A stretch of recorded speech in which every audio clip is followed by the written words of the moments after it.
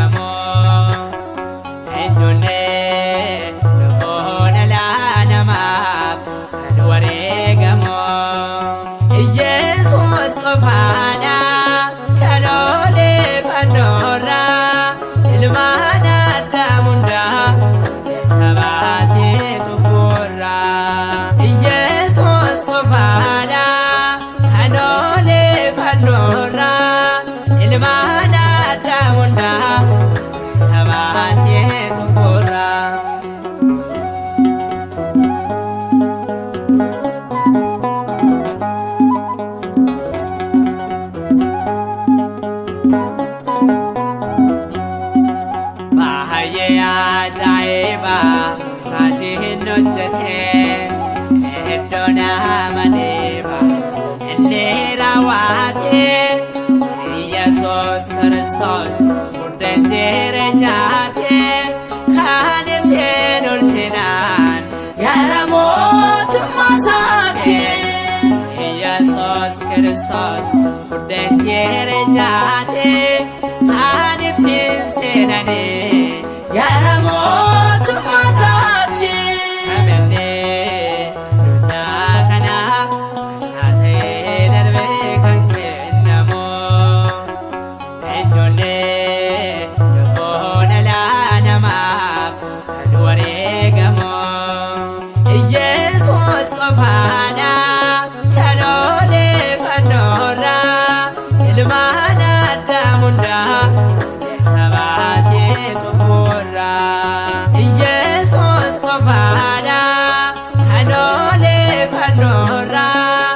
ilmaan Addaam hundaa isa baasee cubburraa.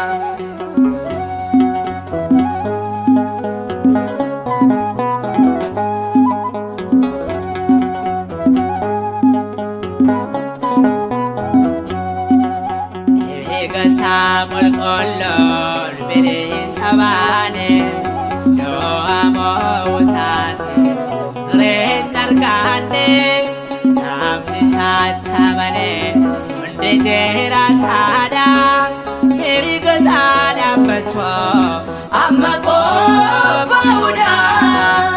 Namni isaatti amane hundi jiraataadha mirga isaa dhaabbachuu amma qophaa'uudha. Kamillee duddaa kanaaf barsaatee darbee kan kennamu eenyunnee lubbuun dhalaa namaaf kan wareegamu Yesuus qofaadha kan odeeffannoorraa ilmaan Addaam hundaa isa baasee cubburraa. Yesuus qofaadha kan odeeffannoorraa ilmaan Addaam hundaa isa baasee cubburraa.